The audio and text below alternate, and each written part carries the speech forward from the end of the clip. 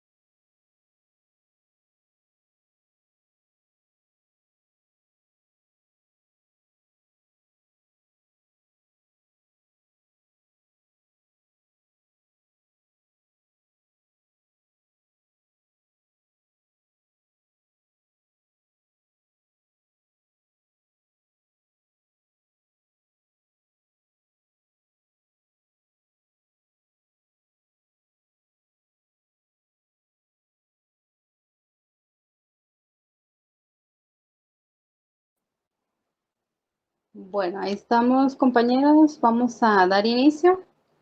Aquí tengo en pantalla, ahorita voy a proyectar, vamos a darle una lectura general a todo el cuestionario, entonces vamos a hacerlo entre varios para que así cambiemos de timbre de voz y también no se me canse a mí solo la...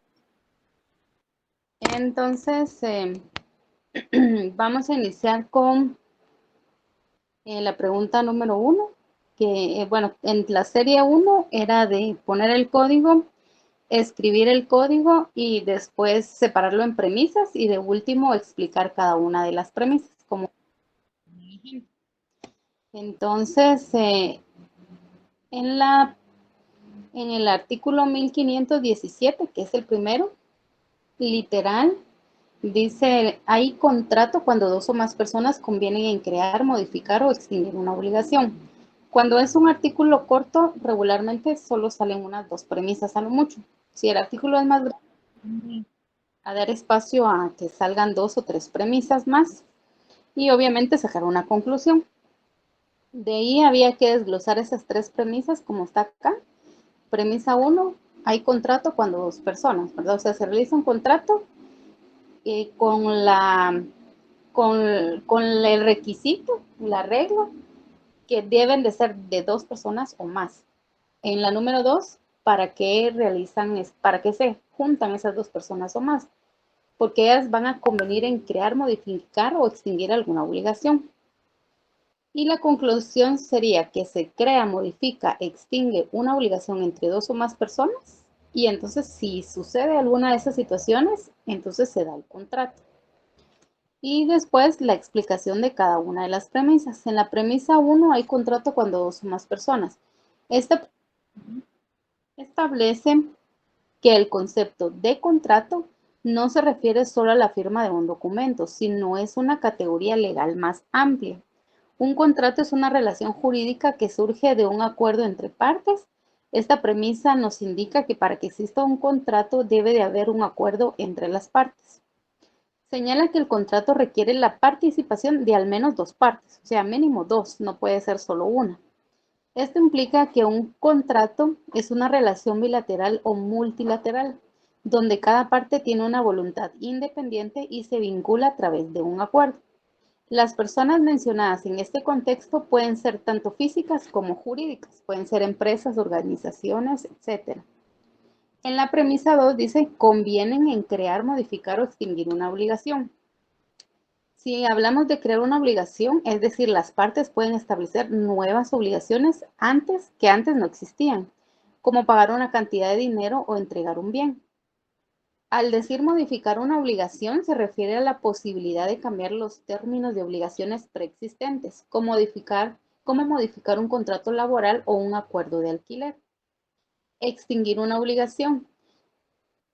Las partes pueden acordar que se dé por terminada una obligación existente, ya sea porque se ha cumplido o por mutuo acuerdo de las partes. Y la finalidad del contrato es regular obligaciones, es decir, relaciones jurídicas en las que una parte tiene el deber de cumplir algo frente a la otra. Estas obligaciones pueden ser de dar, o sea, entregar algo, de hacer, o sea, realizar alguna acción, o no hacer, abstenerse de realizar algo. Y en cuanto a la conclusión, se puede decir que en el artículo 1517 del Código Civil nos describe el contrato como un acuerdo entre dos o más personas que tienen como objeto crear, modificar o extinguir una obligación. Cada una de las premisas se refiere a elementos esenciales del contrato. La existencia de un acuerdo entre partes, o sea, dos o más personas, y el hecho de que dicho acuerdo tiene efectos jurídicos relacionados con las obligaciones. Entonces, de esa manera había que desarrollar los 18 artículos que mandó el licenciado. En el examen no van a venir eso, pero sí el contenido. Entonces es importante que para eso hayamos hecho este ejercicio. Entonces, Sergio, si nos haces favor de leer el número 2, por favor.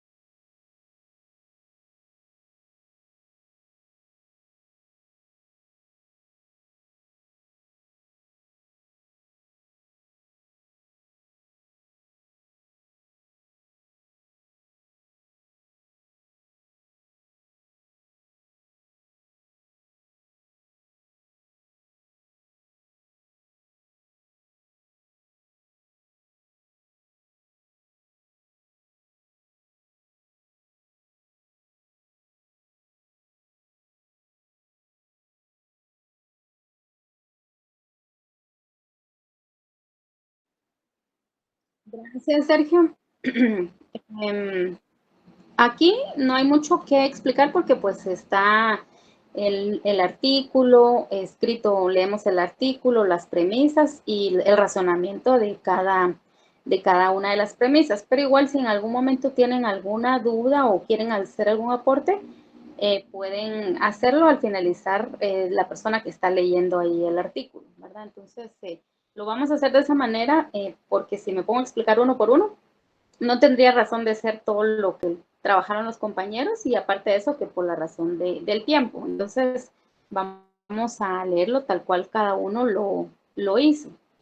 Maribel, si nos apoyas con el artículo 1518 y si quieren a manera de optimizar el tiempo, solo decimos artículo 1518, leemos las premisas, ya sea mayor o menor o si alguien sacó más premisas, la conclusión y la respectiva explicación, sin las instrucciones, porque ya sabemos que primero había que escribir el número del artículo, después desglosarlo en premisas y por último explicar cada una de las premisas, o sea, razonar la respuesta, ¿verdad? Entonces, Maribel, si nos puedes apoyar con el artículo 1518, ese sí lo vamos a leer, o sea, los artículos sí, lo que dice el artículo, de ahí nos vamos a las premisas y ahí a las explicaciones, por favor.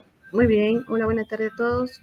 Los contratos se perfeccionan por el simple consentimiento de las partes, excepto cuando la ley establece determinada formalidad como requisito esencial para su validez. Entonces, la premisa mayor, los contratos se perfeccionan por el simple consentimiento de las partes. Y la premisa menor, excepto cuando la ley establece determinada formalidad como requisito esencial para su validez. En conclusión, un contrato se puede realizar si ambas partes están de acuerdo, salvo alguna excepción que la ley solicite para que nazca la vida jurídica. La premisa mayor dice que el consentimiento, el acuerdo mutuo entre las partes es fundamental para formar un contrato. Y la premisa menor sería la formalidad. En algunos casos, la ley puede exigir ciertas formalidades como la escritura pública o registrar para el contrato sea válido. Los requisitos esenciales es cumplir con la formalidad requerida, es crucial para la validez del contrato. En conclusión, siempre se debe cumplir con las formalidades que exige la ley para que se pueda realizar un contrato entre los interesados, para que no exista impedimento alguno, para que se perfeccione un contrato. La legislación civil debe adaptarse a los avances científicos y cambios en las costumbres sociales. Unificar leyes dispersas dentro del Código Civil para una mayor claridad y coherencia. Los presupuestos es el contrato se forma por el simple acuerdo entre las partes. La validez del contrato puede depender del cumplimiento con las formalidades específicas. Y el carácter de la norma busca equilibrar la flexibilidad del consentimiento con la necesidad de una seguridad jurídica. Otra forma de desarrollarse el artículo 1518 por medio de ideas es desarrollar el siguiente procedimiento y argumentativo. Dice, transcriban el artículo 1518. Eso ya lo habíamos leído, solo aquí la parte de las premisas donde está, porque aquí el compañero que hizo esa parte, lo hizo no con premisas, sino a través de ideas, y como el doctor ahí puso que podíamos hacerlo por medio de premisas o ideas, ¿verdad? Entonces, otra forma de desarrollarlo es a través de ideas. Premisas. Entonces, las premisas son el simple consentimiento, la determinada formalidad, el requisito esencial. Los contratos se perfeccionan por el simple consentimiento de las partes. Hay una excepción cuando la ley establece determinada formalidad como requisito esencial para la validez del contrato. El consentimiento, el acuerdo mutuo entre las partes es fundamental para formar un contrato y la formalidad, en algunos casos, la ley puede exigir ciertas formalidades como la escritura pública a registrar para que el contrato sea válido. Requisitos esenciales, cumplir con las formalidades requeridas es crucial para la validez del contrato requerido y es crucial para la validez del contrato.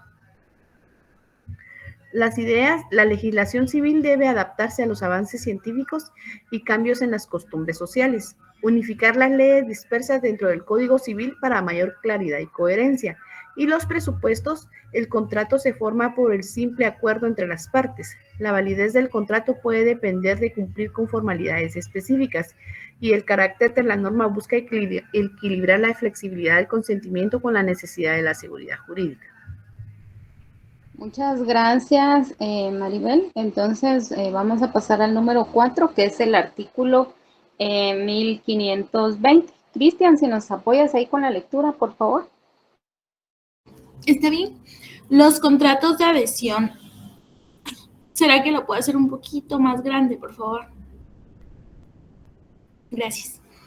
Los contratos de adhesión que en las condiciones que regulan el servicio que se ofrece al público son establecidas solo por el oferente.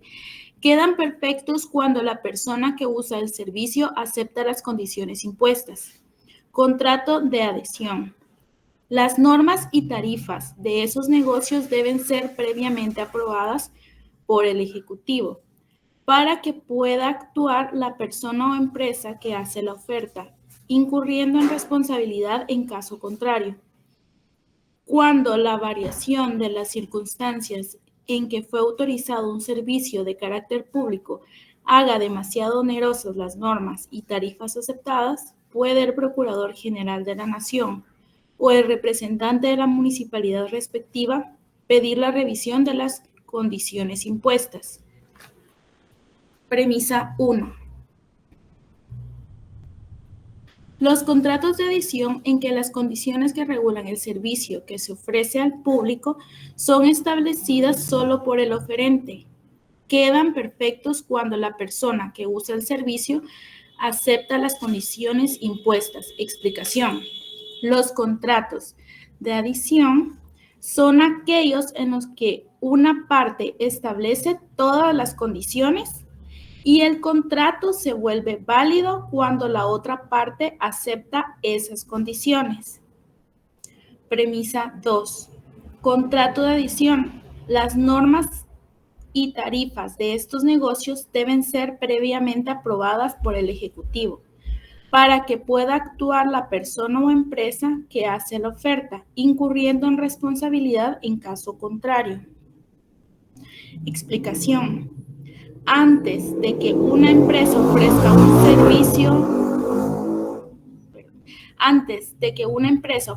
servicio en un contrato de adhesión, sus normas y tarifas deben ser aprobadas por el Ejecutivo. Si no obtiene esta aprobación, la empresa puede enfrentar sanciones legales. Premisa 3. Cuando la variación de las circunstancias en que fue autorizado un servicio de carácter público haga demasiado onerosas las normas y tarifas aceptadas, puede el Procurador General de la Nación o el representante de la municipalidad respectiva pedir la revisión de las condiciones impuestas. Explicación.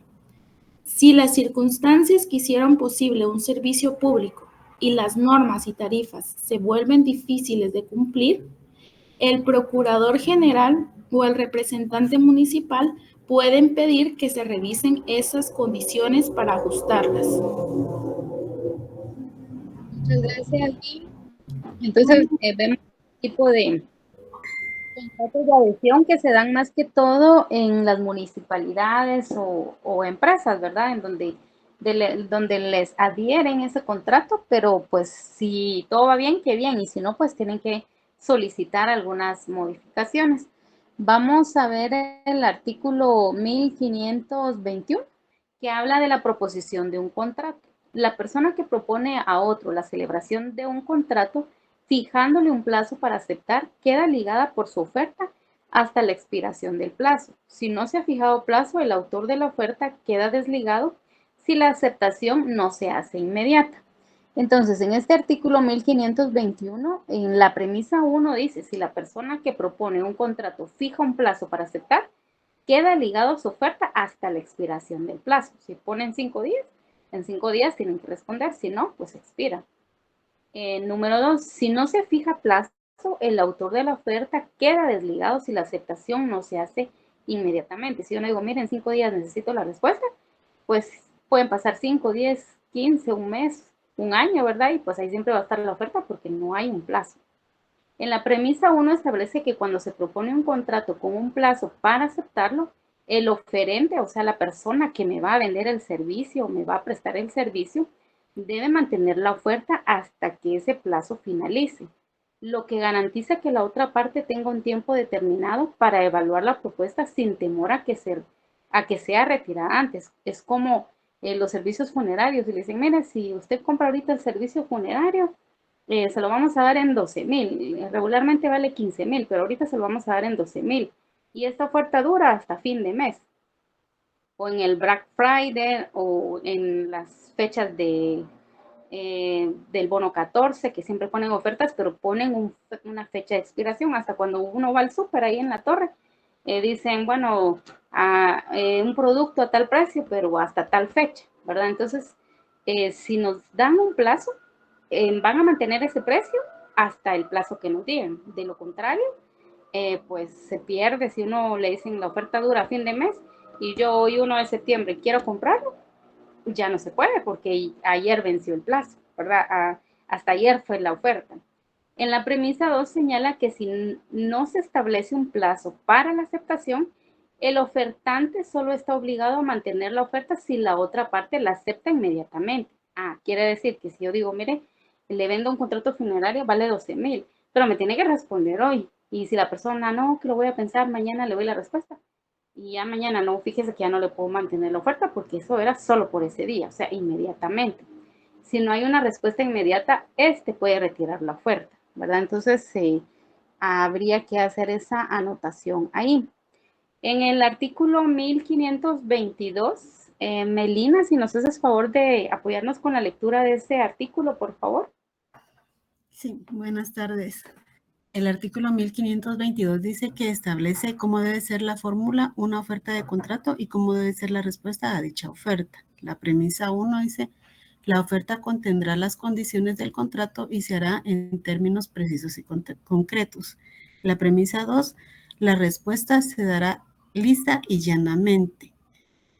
La primera premisa establece que una oferta para celebrar un contrato debe contener todas las condiciones necesarias y debe presentarse de manera clara y precisa. Esto significa que la oferta debe ser específica y evitar cualquier ambigüedad para que la otra parte comprenda completamente lo que está poniendo y las implicaciones del acuerdo. La segunda premisa señala que la respuesta a la oferta debe ser directa y sin añadir condiciones nuevas. Esto implica que la aceptación debe ser simple y sin modificaciones a los términos presentados. Solo iba a agregar algo que cuando en civil sea llanamente, a mí me explicaron que es la aceptación. Gracias, sí, cuando eso también iba a comentar yo donde dice lisa y llanamente, quiere decir que tiene que ser clara, precisa y sin añadirle condiciones nuevas al contrato, ¿verdad? Entonces, al decir lisa y al decir llanamente es que yo de manera voluntaria estoy aceptando ese contrato, ¿verdad? Gracias, Melina. Vamos a ver el artículo número 1538. Daniel, si nos apoyas ahí con la lectura, no sé si puedes apoyarnos ahí con la lectura, Daniel. ¿Es el que está en pantalla? Sí. Artículo 1538, objeto del contrato. Premisa 1. No solo las cosas que existen pueden ser objetos de los contratos, sino las que se espera que existan. Premisa 2. Pero es necesario que las unas y las otras estén determinadas, a lo menos en cuanto a su género, estén determinadas a lo menos en cuanto a su género. Premisa número 3, la cantidad puede ser incierta con tal que el contrato fije las reglas que contengan datos que sirvan para determinarla. Premisa número 4, los hechos han de ser posibles y determinados en su cumplimiento de tener interés de los contratantes. La premisa dice, la premisa 1, no solo productos tangibles pueden ser pueden especificar en un contrato. 2. Los contratantes tienen que tener interés y de acuerdos en el contrato, ya que son contratos por negocio, por negociación y típico. 3. La cantidad se puede determinar compraventa a futuro para que exista el nacimiento jurídico y al contrato. Explicación.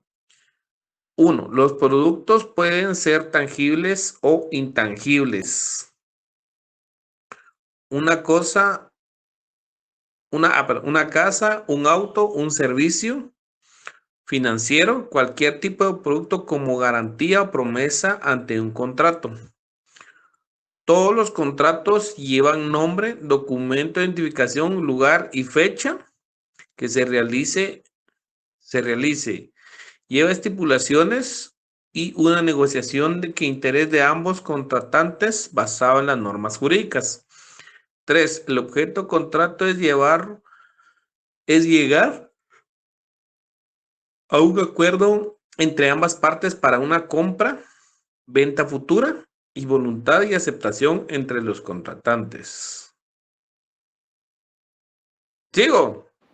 No, ahí está bien, muchas gracias.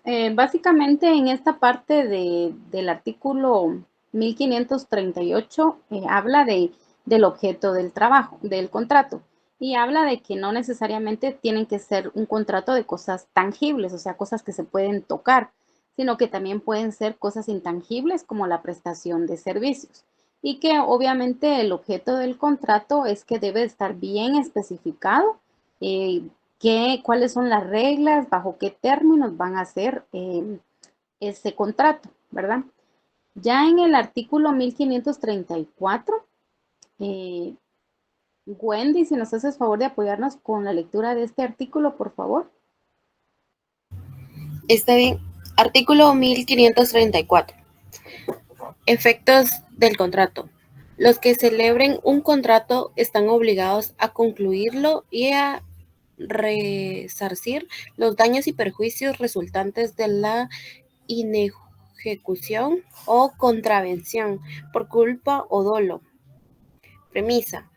1. Los que celebren un contrato están obligados a concluirlo. 2. Resarcir los daños y perjuicios resultantes de la inejecución o contravención. 3. Por dolo o culpa. El argumento de la exposición de motivos se fundamenta en la declaración de voluntad que emana de los sujetos contratantes, por medio de la cual se estipulan las condiciones de un contrato y las consecuencias que se derivan del cumplimiento o no de las mismas. Las condiciones que se estipulan en un contrato no deben de ser contrarias a la ley y a la moral para que su cumplimiento sea efectivo. Los efectos del contrato se estipulan desde la celebración del mismo, que implica el cumplimiento de la obligación o el cumplimiento de la condición, generando adquisición o pérdida de derechos y obligaciones. Premisas. 1. Los que celebren un contrato están obligados a concluirlo.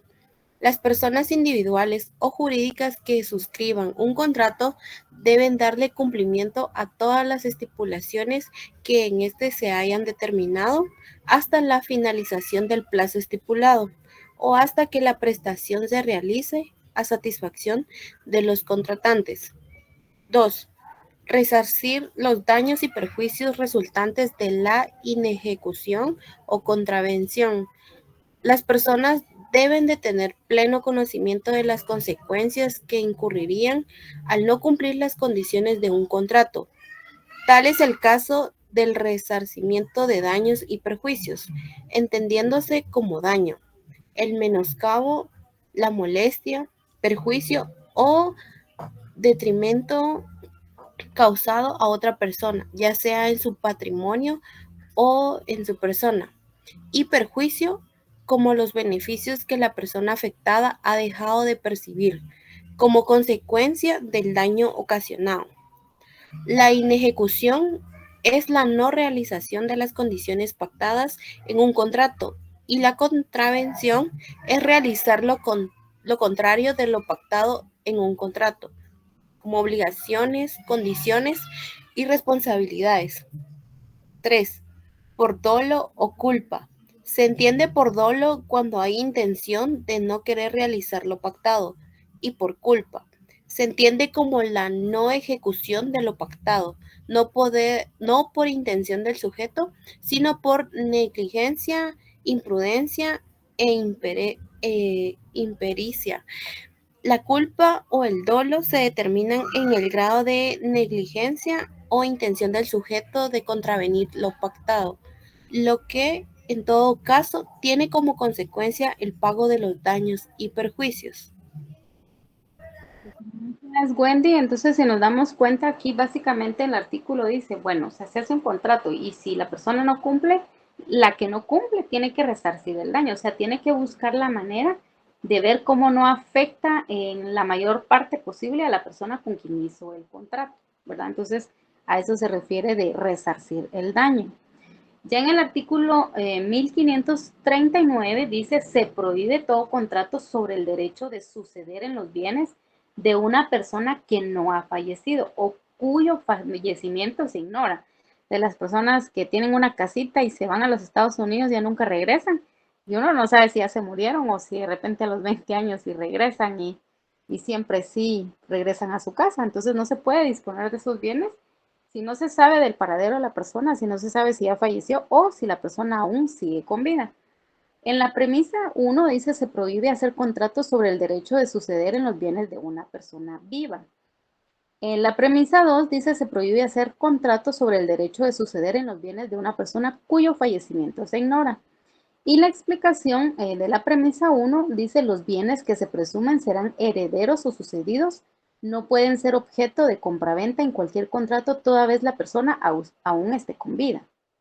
En la premisa 2 dice debe comprobarse que la persona que ha de suceder realmente haya fallecido para poder hacer contrato de bienes.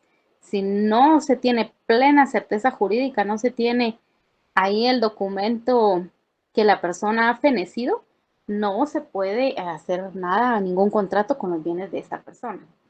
En la premisa mayor, en el derecho de suceder se prohíbe todo contrato de los bienes de una persona que no ha fallecido. Y en la premisa menor, los bienes de una persona viva en el derecho de suceder se prohíbe todo contrato. Como conclusión, si una persona que va a suceder está viva, se prohíbe hacer contrato de sus bienes. Es como las personas de la tercera edad. Ellos, si quieren vender su casa y todo, alguien puede disponer de los bienes de esta persona, como que la persona le diga, mira, mija, te voy a dejar en herencia la casa, pero hasta que yo ya no esté viva.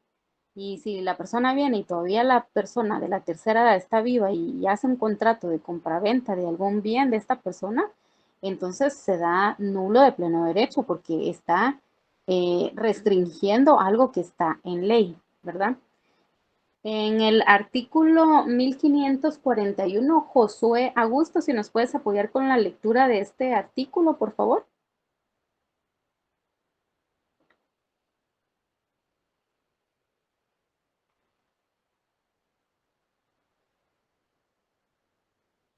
No sé si Josué Augusto tiene audio o de repente a veces solo pueden escuchar, pero no pueden leer, no tienen audio. Si no, también Ana, si nos pudieras ayudar con este artículo, el 1541, por favor.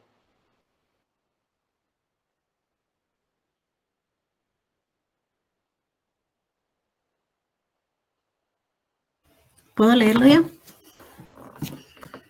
Artículo 1541. Mientras las partes no estén conformes sobre todos los extremos del contrato, no se considerará concluido. La conformidad sobre los puntos aislados no producirá obligación, aunque se haya consignado por escrito. Contratos de usuarios. Premisa 1. El contrato entre las partes, mientras las partes no estén conformes sobre todos los extremos del contrato. Y la premisa 2 es la conformidad sobre los puntos aislados no producirá obligación. La conclusión, por lo tanto, las partes están legalmente obligadas a cumplir con las obligaciones establecidas en el contrato. Explicaciones de cada una es: premisa 1. Se aplica principio general a un caso específico. Hay términos y condiciones en que las partes han acordado, implica un compromiso que debe ser respetado por ambas partes. Y la premisa 2. Premisa que establece principio general sobre la naturaleza de los contratos. En el ámbito legal, se reconoce que cuando dos o más personas acuerdan un contrato, están creando obligaciones que deben de ser respetadas. Y la conclusión, esta se deriva de la combinación de las dos premisas, dando que todos los contratos son obligatorios y el contrato específico establece obligaciones, y se concluye que las partes deban cumplir con lo pactado. El incumplimiento de un contrato debe tener consecuencias legales. Gracias, Melina. Entonces, si nos damos cuenta, básicamente este artículo dice, ¿verdad? Si alguien se compromete a realizar un contrato con alguien, debe cumplir con lo pactado, ¿verdad? De lo contrario, pues van a haber consecuencias legales al no cumplir con el pacto que ha hecho con otra persona, ¿verdad? U otras personas. Ya en el artículo 1252 habla de la manifestación de la voluntad que puede ser expresa o tácita y resultar también de la presunción de la ley en los casos en que ésta lo disponga expresamente. Al decir tácita quiere decir que está omitida o sobreentendida. Es como cuando hacen un contrato de arrendamiento de una casa y dicen, este contrato dura, tiene vigencia hasta el próximo año. Digamos, yo hice el contrato ahorita el 1 de septiembre, vence el 1 de septiembre del 2025. Pero hay una cláusula que dice en el contrato, si la persona no vuelve a hacer el contrato el siguiente año, pero sigue pagando después de ese año 2 o 3 mensualidades, se da por entendido que la persona nuevamente está firmando de manera tácita o sobreentendida otro año más, ¿verdad? Y hay otras cláusulas que dicen que lo puede hacer durante 3 años, pero ya en el 4º año sí o sí tiene que volver a renovar el contrato, ¿verdad? Entonces todo depende de las cláusulas que estén dentro del contrato. En este artículo 1252 habla de la manifestación de la voluntad que puede ser expresa o tácita y resultar también de la presunción de la ley en los casos en que ésta lo disponga expresamente. Entonces, las formas de manifestar esta voluntad es que la manifestación de la voluntad puede ser expresada o tácita y resultar también de la presunción de la ley en los casos en que ésta disponga expresamente, según este artículo 252 del Código Civil. Aquí hacen como un apunte sobre doctrina y dice que refiere el autor Deckers, el consentimiento no surge espontáneamente, sino que está precedido por una serie de tratos o conversaciones previas que tiene como punto inicial una oferta y una consecuencia normal de ella, la aceptación por aquel a quien se ha hecho. La voluntad de celebrar el acto en su motor principal en los contratos, esa voluntad se llama consentimiento y es un elemento complejo formado por la integración de dos voluntades que se conciertan. En un acuerdo de voluntades, dos quereres que se reúnen, o sea, dos personas que quieren, ¿verdad? Que se reúnen y constituyen una voluntad común. Requiere de dos emisiones de voluntad sucesivas, de dos declaraciones unilaterales, en donde una es la oferta o propuesta y la otra es la aceptación de esa oferta o de esa propuesta. En el consentimiento y por ende el contrato no es ni la oferta solo ni la aceptación solo. O sea, si a mí me dan una oferta pero yo no firmo, pues no hay contrato. Si la otra persona firma pero no sabe ni qué está firmando, tampoco no hay contrato porque no se sabe ni qué está firmando. Entonces, tiene que reunir ambas condiciones. Una que ofrezca un servicio, un bien o servicio, y la otra que acepte ese bien o servicio. Ambas se reúnen y se funden, o sea, se amalgaman, se unen, se llevan en correlación una con la otra, no pueden ir separadas. El acuerdo de voluntades se forma cuando una oferta vigente es aceptada lisa y llanamente, o sea, de una manera clara, concreta y que la otra acepta eso que le están proponiendo. El momento en que se logra el acuerdo de sumo interés, ya que a partir de entonces surge el consentimiento, nace el contrato y empieza a producir sus efectos legales. Pues antes de su formación no hay contrato ni obligaciones, ¿verdad? Si una persona oferta algo, un bien o servicio, y otra lo acepta, pero nunca firma, no nace la vida jurídica ese contrato. Hasta que ambos estén de acuerdo en sus voluntades y firman conscientemente, en ese momento nace a la vida jurídica el contrato. Para que haya un contrato es un requisito sine qua non la existencia de consentimiento. O sea, ese requisito sine qua non hace referencia a que sí o sí, la persona tiene que estar de manera voluntaria, consciente de lo que va a firmar. De lo contrario, se volvería nulo de pleno derecho, se volvería nulo ipso iure. Entonces, según la doctrina, el momento esencial del consentimiento tiene lugar a través de la oferta y la aceptación, y se produce por la conciencia de dichas voluntades sobre los restantes requisitos esenciales del contrato. Esto lo sacaron de doctrina de Spindiego. El elemento subjetivo del negocio jurídico se integra de los siguientes aspectos: la voluntad del acto, la manifestación del acto, el disenso, que son los tres elementos subjetivos del contrato. Entonces, cuando habla de la voluntad del acto, habla de manifestaciones coincidentes, constituyen el vehículo para exteriorizar la voluntad. Cuando habla de la manifestación y voluntad, al expresarse, se está dando una voluntad exterior con la que se puede establecer la certeza o validez por la simple manifestación de los sujetos que realizan dicho negocio. El disenso, o sea, el desacuerdo, constituye un fallido encuentro de voluntad de los contratantes. Se hace evidente cuando se exterioriza o cuando el malentendido conduce a la formulación de una declaración de aceptación que no concuerda con la oferta.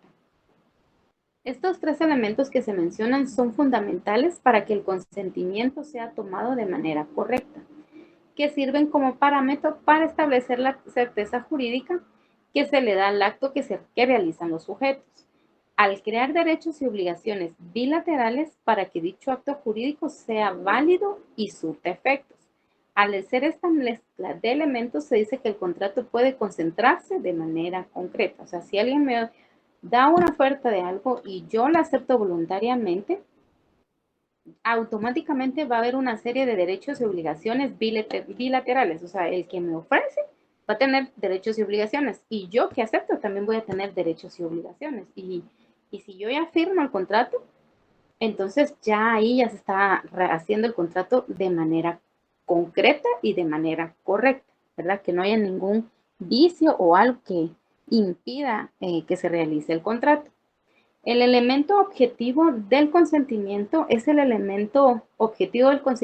consiste en las diversas formas de manifestaciones en las que se puede concretar un negocio jurídico, de la materia que se trate, las cuales son indispensables en el negocio jurídico efectuado, siendo estas: la manifestación expresa, también llamada manifestación positiva, se da cuando la persona declara o manifiesta personalmente o por medio de su representante legal, por escrito o por signos inequívocos, su decisión de obligarse, ¿verdad? Si una persona está en el extranjero y va a hacer ahí pues un contrato de arrendamiento de un edificio y lo hace a través de un documento escrito por medio de su representante legal, en donde dice que sí, él está de acuerdo y ahí está su firma y todo de que sí, entonces eso lo pueden hacer de una manifestación expresa.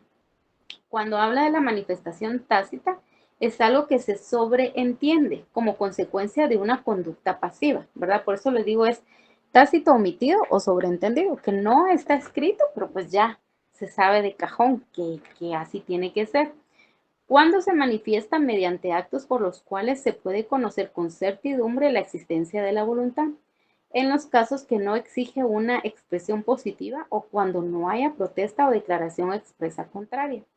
Por ejemplo, en los contratos de arrendamiento se habla de la tácita reconducción y consiste en que el plazo y en el mismo contrato se tiene por prorrogado si al llegar el momento previsto para que termine la relación jurídica se sigue ocupando el bien y se sigue pagando y cobrando la renta. Es lo que yo les decía, tengo un contrato para un año, pero si después del año yo sigo pagando la renta, entonces se da por tácito, por omitido o por sobreentendido que yo voy a seguir viviendo otro año más ahí. Por eso es que en un contrato de ese tipo se sugiere que cualquier prórroga debe ser expresa para que la conducta pasiva de las partes no opere como manifestación tácita de voluntad, si así lo desean los contratantes. Según la EMCC, que en realidad no he averiguado qué es eso, la voluntad tácita. Exposición de motivos del Código Civil. Ah, gracias, Cristian. Bueno, Pues gracias. Sí, pues en la exposición de motivos del Código Civil, sí, ahora todo tiene sentido, dicen. Dice que la voluntad tácita puede consistir en un hecho material que se dé a conocer la aceptación de la obligación sin que lo manifieste con palabras. El mandatario, por ejemplo, que comienza a ejercer el mandato sin que expresamente haya contestado su aceptación al mandante, manifiesta tácitamente su voluntad. Los principales casos de aceptación tácita están contenidos en el artículo 1026, 1028, 1451, 1687, 1762 y 1887 del Código Civil. Y resultar también de la presunción de la ley en los casos en que ésta lo disponga expresamente. Cuando hablamos de la manifestación presunta, también la ley puede presumir que hay manifestación de voluntad en casos específicos. Por ejemplo, en el artículo 879 del Código de Comercio, al referirse al contrato de seguro, establece una presunción de aceptación de obligarse. Cuando regula, se considera aceptada la solicitud de prorrogar o modificar un contrato de seguro o de establecer un suspendido. Si el asegurador no lo rechaza dentro de los 15 días siguientes al de la recepción de la solicitud, este precepto no es aplicable a las solicitudes de aumentar la suma asegurada y en ningún caso al asegurador de la persona. La norma transcrita contiene una manifestación de voluntad que proviene de una presunción legal. Las figuras jurídicas comprendidas en el Código Civil entre las obligaciones provenientes de hechos lícitos sin convenio, artículo 1605 y al 1644, son casos de obligaciones en que el consentimiento lo presume la ley fundada en principios de equidad. Y según la exposición de motivos del Código Civil, las figuras jurídicas comprendidas en este código entre las obligaciones provenientes de hechos lícitos sin convenio, que van del artículo 1605 al 1644, son casos de obligaciones en que el consentimiento lo presume la ley fundada en principios de equidad. Entonces, básicamente acá en este artículo nos dice, ¿verdad? Si hay manifestación presunta, como en el caso del arrendamiento, ¿verdad? O sea, se presume que va a seguir viviendo otro año más porque ya pasó el año y sigue pagando la renta. Pero también hay que tener cuidado porque no siempre se puede presumir algo, por ejemplo, en cosas mercantiles, en importaciones o en exportaciones, porque puede venir una carga con determinada cantidad y de repente no pueden hacer un cambio así abruptamente o presumir, bueno, como siempre mandan 1000 libros mensuales esta empresa, este mes también, y de repente hay un cambio ahí, ¿verdad? Entonces, también hay momentos en que no se puede presuponer esta manifestación, máximo cuando son, como dice en el Código de Comercio, en situaciones de cosas de importaciones y exportaciones, de cosas mercantiles. Entonces, también en eso hay que tener cuidado. En el artículo 1253 habla de el silencio no se considera como manifestación tácita de voluntad, sino en los casos en que existe, para que la parte a quien afecta la obligación de explicarse, ¿verdad? Entonces, no hay que confundir lo tácito, omitido y sobreentendido con el silencio, ¿verdad? Con el no decir nada. Porque si, por ejemplo, yo les voy a poner un ejemplo que no es del Código Civil, pero, por ejemplo, a una señorita le dicen, tu papá te violó, y la señorita se queda callada, no se puede presumir que la persona está consintiendo algo, porque está en silencio. Puede ser ese silencio que diga sí o puede ser ese silencio que diga no, ¿verdad? Entonces, por eso no necesariamente el silencio se considera una manifestación tácita de la voluntad. Es como alguien que le dicen, está casándose y le dicen, acepta fulano de tal como su legítimo esposo y se queda callado, ¿verdad? No se puede presumir, ay, sí aceptó casarse con él. No, o sea, si se queda callada es porque definitivamente la persona hay algo de fondo ahí. ¿Sí, Judith? ¿O se te levantó la mano? Yo creo que a Judith se le levantó la mano. Ya la bajó. Bueno, entonces, por eso dicen que el silencio no se considera como una manifestación de sí a la voluntad de alguien. También el silencio no se considera como manifestación tácita de la voluntad, sino que en casos en que existe para la parte a quien afecta la obligación de explicarse. La ley no considera el silencio como una manifestación tácita de la manifestación de la voluntad dentro del negocio jurídico. Solo lo acepta en algunas ocasiones cuando afecte a una parte y sea necesario explicarse. O sea, siempre hay, como en todo, sus excepciones. En el artículo 254 dice que toda persona es legalmente capaz para hacer declaración de voluntad en un negocio jurídico, salvo aquellas a quienes la ley declare específicamente incapaces. Entonces pueden ser incapaces personas menores de edad, personas declaradas en estado de interdicción, ¿verdad? Que consumen alcohol, que están bajo efectos de drogas, que tienen problemas con todos sus vicios, ¿verdad? Entonces, solo lo que la ley declare que son incapaces no pueden hacer una declaración de la voluntad. O sea, no podemos decirle a una persona que está en estado de ebriedad, mire, ¿está de acuerdo en pagar 10,000 por el arrendamiento de esta casa? No, porque es una persona que en ese momento se encuentra incapaz por la situación en que está en el estado de embriaguez, ¿verdad? En la premisa 1 dice, toda persona es legalmente capaz para hacer declaración de voluntad en un negocio jurídico. Estamos hablando, toda persona es legalmente capaz, hablando de las personas de 18 años en adelante. Y en la premisa 2 habla de salvo aquellas la ley declare específicamente incapaces, como lo que hemos dicho, menores de edad o personas que la ley las declare en estado de interdicción. Como conclusión, toda persona es legalmente capaz, salvo aquellas a quienes la ley declare incapaces. La explicación de la premisa 1, en esta premisa podemos comprender que toda persona es legalmente capaz de hacer declaración de voluntad en un negocio jurídico, según lo establece nuestro Código Civil, agregando el artículo 8 del Código Civil, la capacidad para el ejercicio de los derechos civiles se adquiere por la mayoría de edad. Es lo que siempre hemos dicho. Todos somos capaces siempre y cuando tengamos 18 años de edad, eso según ley. En la premisa 2, la explicación dice, en esta premisa podemos ampliar las excepciones que nos indican nuestro Código Civil. Algunos ejemplos de personas incapaces podemos indicar a personas interdictos, personas que abusan de bebidas alcohólicas o de estupefacientes. También podemos establecer que las personas incapaces pueden ejercitar sus derechos y contraer obligaciones por medio de representantes legales, ¿verdad? Si, por ejemplo, alguien lo declara incapaz por ser menor de edad o porque tenga algún vicio en ese momento, entonces podría esta persona contraer alguna obligación por medio de un representante legal, ¿verdad?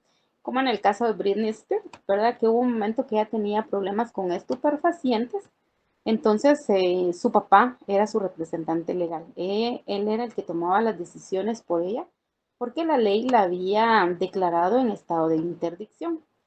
Como conclusión, se puede decir que todo negocio jurídico, o sea, todo contrato, porque un contrato es de cajón un negocio jurídico, se debe realizar por personas legalmente capaces para hacer declaración de voluntad.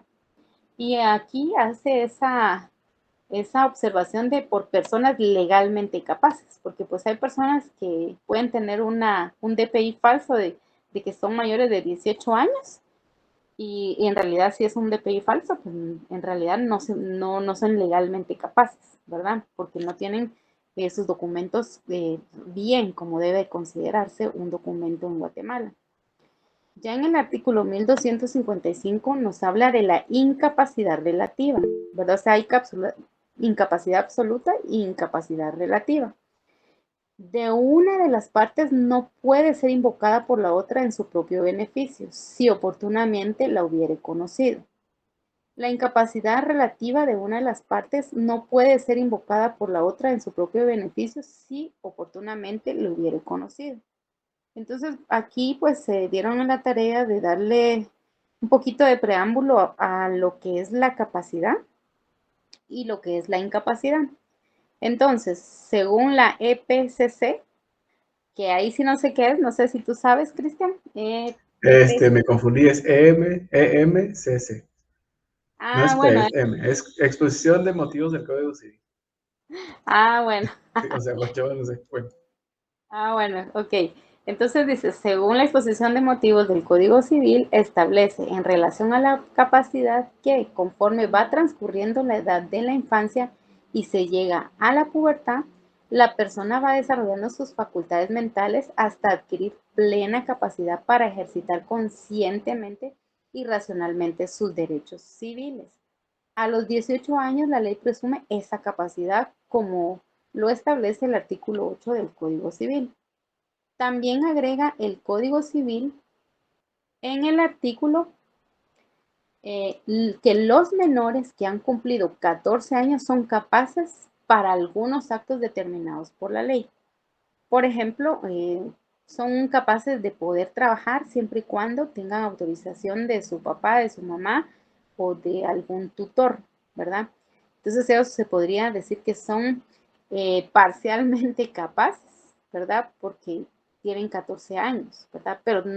Pero la ley no los respalda para que sean totalmente capaces para adquirir matrimonio. Entonces hay que tomar en cuenta todos esos pequeños detalles, ¿verdad? En cuanto a la capacidad relativa.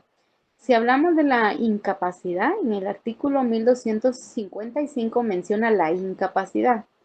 En el libro de Alfonso Brañas nos dice que en aras de la normalidad y de la seguridad del tráfico jurídico, se ha previsto de la posibilidad de privar a la persona de dicha capacidad, sin afectar la capacidad de derecho, que puede manifestarse por él o es transferencia al representante legal o menor o incapaz, ¿verdad? Entonces, obviamente todos los menores de edad se les considera incapaces, pero no incapaces porque no tengan sus facultades físicas o mentales bien, sino incapaces en la vida jurídica, en los derechos civiles de nuestro país.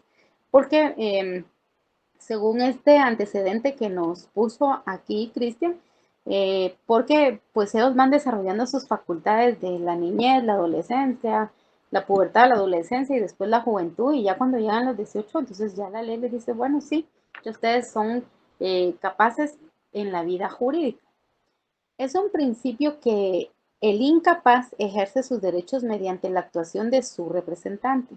A los representantes del incapaz, que pueden ser el padre, madre o tutor, les está prohibido expresar y comprometer la voluntad del menor o del incapaz. Es como, por ejemplo, un niño que era muy famoso que cantaba, bueno, uno de tantos niños que son famosos que los papás los ponen ahí a trabajar y de repente el niño ya no quería, pero los papás estaban viendo que estaban va a hacer plata y plata con la voluntad del niño. Y bueno, estas son las épocas que el niño ya es un joven adulto de la vida adulta y él demandó a sus papás por explotación. Y por eso acá dice que el papá, la mamá o el tutor les está prohibido expresar y comprometer la voluntad del menor o del incapaz. O sea, que ellos digan, sí, es que él quiere ser cantante, cuando el niño en realidad lo que quería era descansar, porque su papá lo amenazaba de otras maneras, ¿verdad? Entonces, por eso la ley dice que ninguno de ellos puede expresar o comprometer la voluntad del menor o del incapaz. Se dice que se trata de casos de incapacidad de obra o de ejercicio o incapacidad de derecho, o sea, de plena incapacidad jurídica, limitada a casos extremos respecto de los menores que no han cumplido cierta edad, ni aun con la previa autorización judicial, y que se dice que se admite para otra clase de actos como la compra-venta o enajenación de bienes o en la adopción. En doctrina se dice que no existe la incapacidad de derecho, aunque fue excepcional o parcial, toda vez que se considere la capacidad como atributo de la persona. Se afirma que existe gradación de la capacidad de obrar en mayor o menor grado, pero no la incapacidad de derecho. Según la jurista landivariana Beltranena de Padilla, no existe en nuestra legislación que autorice o establezca inhabilitar a una persona para adquirir derechos o incorporarlos a su patrimonio. Solamente existen algunas disposiciones que restringen la capacidad de derecho.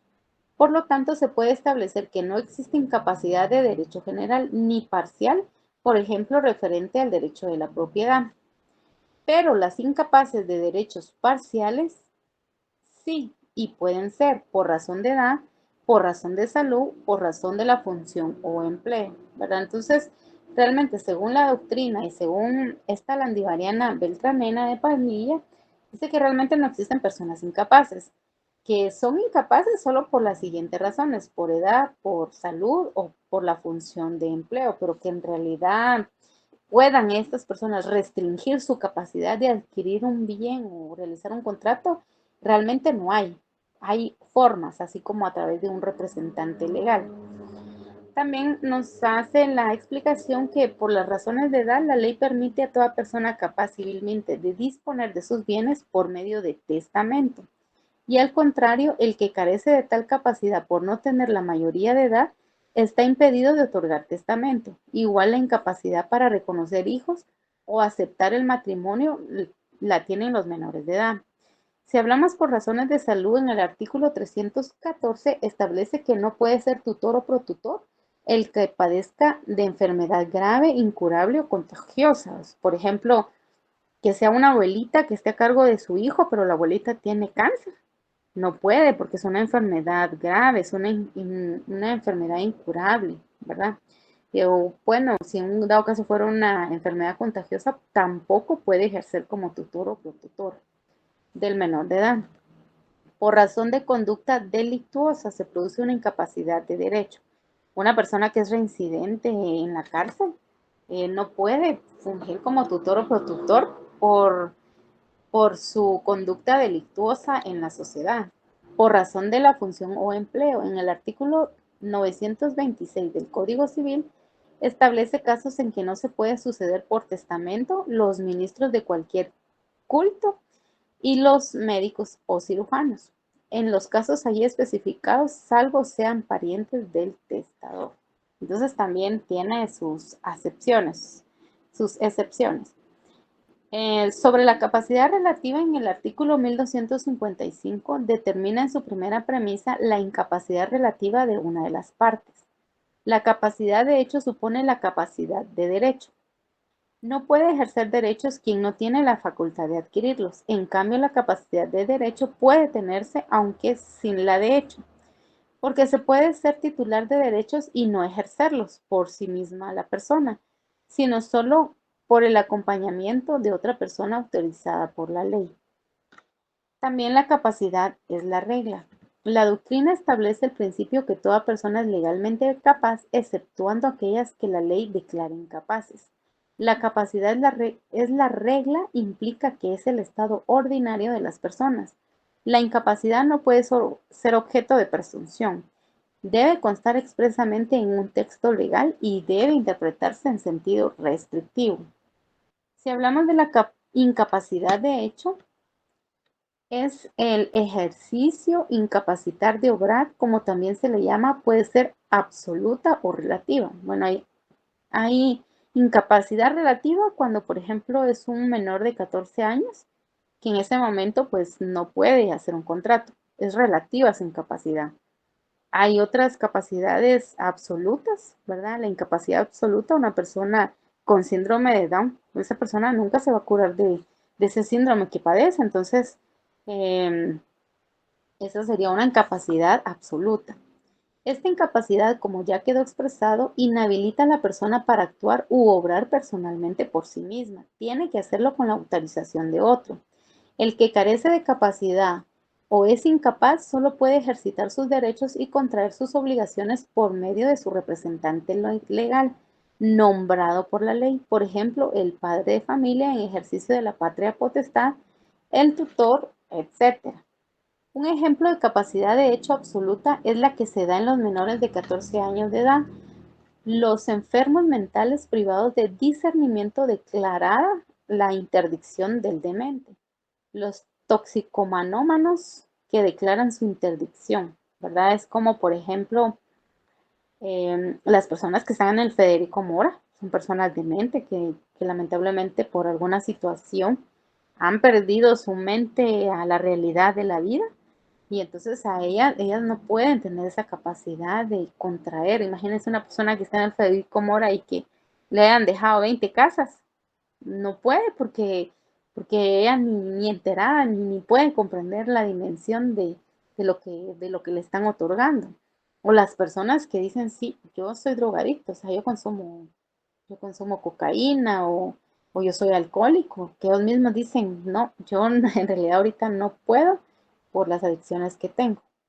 También hay incapacidad de hecho o relativa. Es incapacidad relativa de hecho la que tienen los llamados menores adultos, que son aquellos cuya edad fluctúa entre los 14 años cumplidos y los 18 años de edad. Yo diría los 17 años de edad, porque ya el 18 pues ya están en su capacidad relativa y absoluta, porque ya la ley los reconoce. Los actos jurídicos realizados por ellos están viciados de nulidad relativa, pueden ser anulados y también susceptibles de ratificación o confirmación en su oportunidad. En el artículo 8 del Código Civil establece que los menores que han cumplido 14 años son capaces para algunos actos determinados por la ley, como por ejemplo el trabajo, ¿verdad? Otros artículos como el 81, 217, 18, 259, 303 y 1619 del Código Civil y el artículo 150 del Código Trabajo, que me imagino que ahí habla de la capacidad para que los de 14 años, por medio de una carta de autorización de sus padres o tutores, puedan trabajar. También está la finalidad de la incapacidad de hecho. Persigue la protección de los intereses de una persona no capacitada, cualquiera que fuera su causa, para manejar o regir su persona y bienes, constituyéndose o nombrándole para tal efecto un representante legal. Artículo 14 del Código Civil. También sobre la siguiente premisa del artículo 1255, no puede ser invocada por la otra en su propio beneficio, si oportunamente lo hubiere conocido. En la exposición de motivos, ahí de plano también es M, en la exposición de motivos del Código Civil explica en relación al artículo que la incapacidad relativa de una de las partes, dice el artículo 1255, no puede ser invocada por la otra en su propio beneficio. Yo creo que eso ya lo había leído, o creo que no, porque donde dice la doctrina, ¿no? Eso no lo había leído, pero sí es muy similar a lo de arriba. Dice que no puede ser invocada por la otra en su propio beneficio si oportunamente no lo hubiere conocido. La nulidad del contrato está contemplada en provecho del incapaz, a quien le queda el recurso de demandarla ante el juez competente, por medio de su representante legal, pero también puede solicitarla a la parte capaz si no hubiese sido conocida la incapacidad de la otra parte, pues en caso contrario el capaz se aprovecharía de su propio dolo, ¿verdad? Entonces, por ejemplo, a mí le pasó a una mi Ahí está amiga, el Código Penal. ahí está, sí Ve puedes, el ¿verdad? código, ajá, aquí dice, del Código Penal es, así se aclara el punto. Ah, va. Si no lo lees tú ahí, porfa, ya que lo tienes. Dice, en casos especiales de estafa, ¿verdad? Del Código Penal, artículo 264, se incurrirá Ajá. en las sanciones señaladas en el artículo anterior, ¿verdad? En casos especiales de estafa 21, quien defraudare valiéndose de la inexperiencia, falta de discernimiento o pasiones de un menor o incapacitado. Entonces, la incapacidad relativa es cuando la persona, bueno, este artículo del Código Civil protege al menor o a la persona con inexperiencia a que lo estafen, ¿verdad? Aquí abajo dice de mala fe.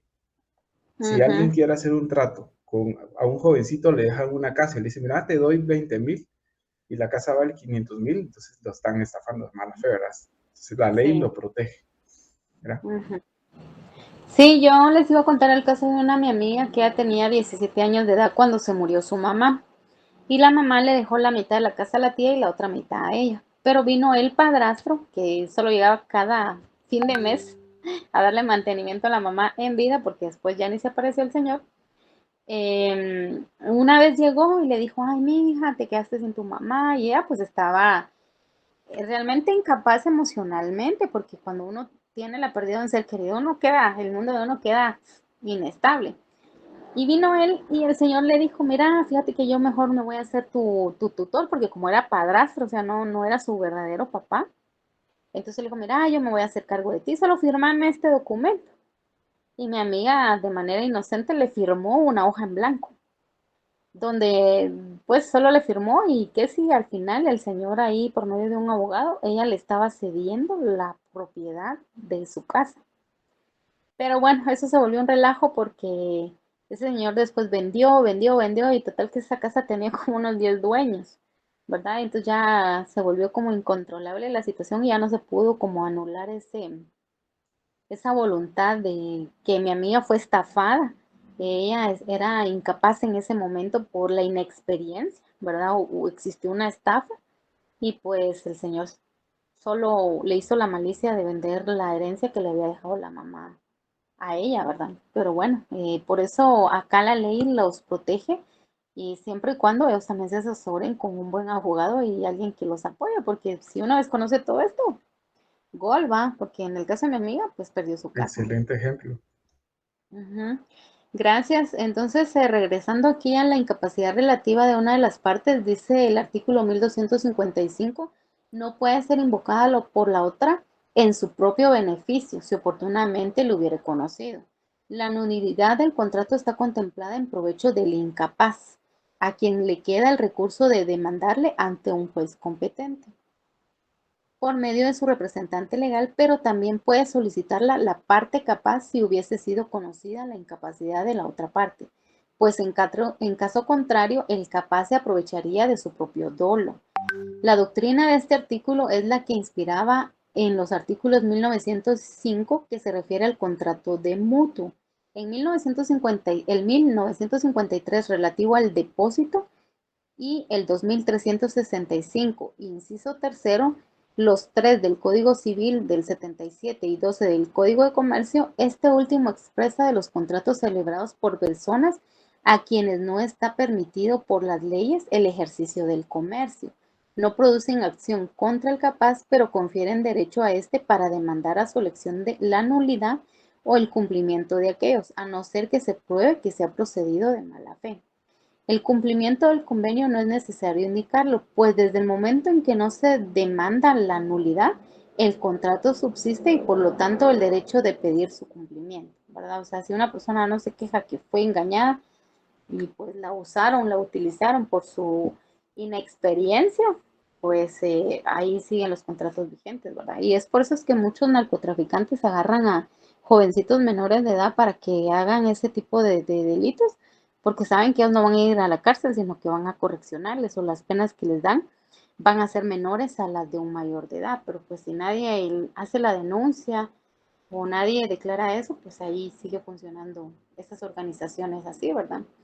Si hablamos del Código Penal en el artículo 264, casos especiales de estafa, incurrirá en las sanciones señaladas en el artículo anterior.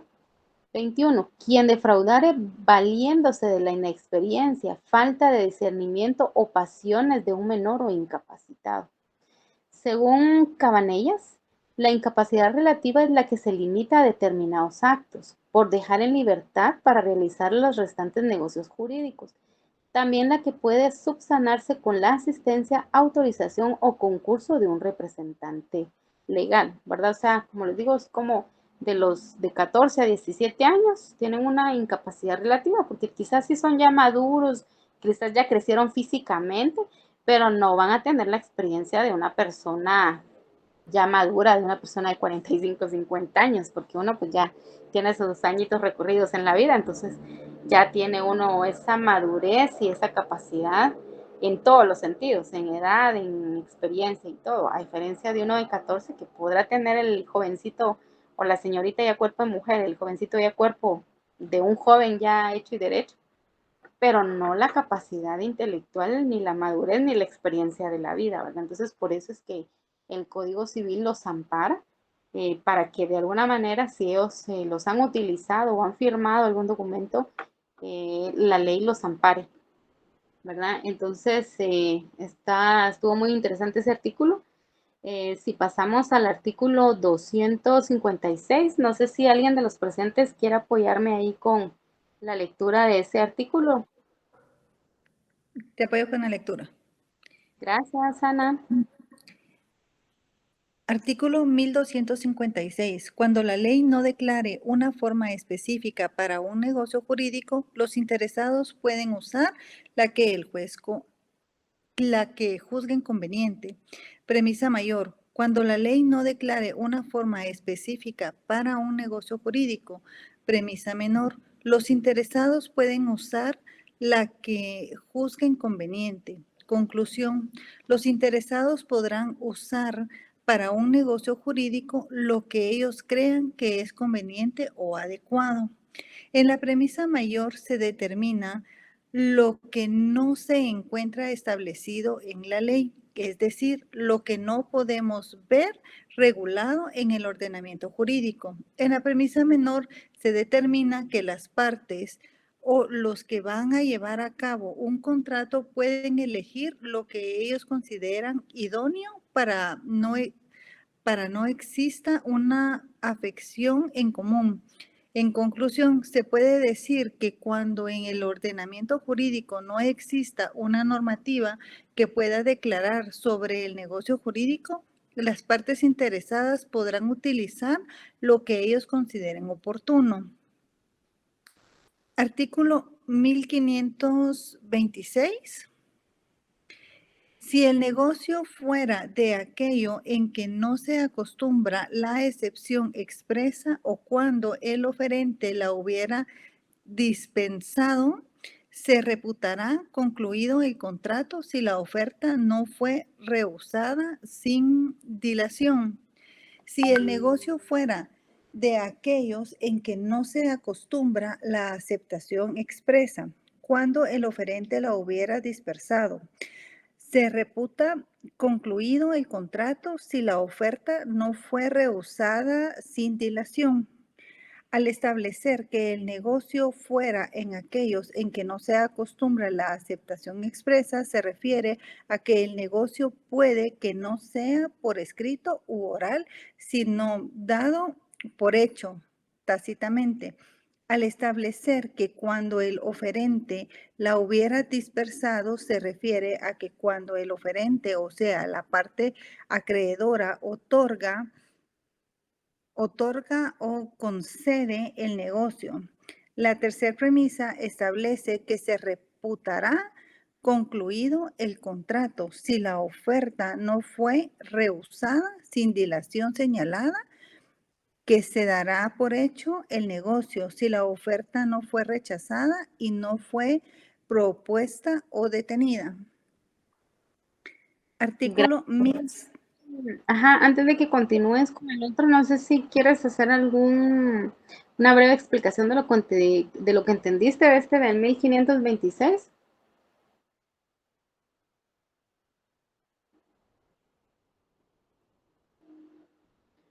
Yo básicamente aquí lo que entiendo es en este 1526 me hacen una oferta, pero si yo en ningún momento me niego al decir no, fíjese que no la quiero y firmo, pues la doy por aceptada, ¿verdad? Salvo que yo en algún momento diga no estoy de acuerdo con lo que usted me está proponiendo.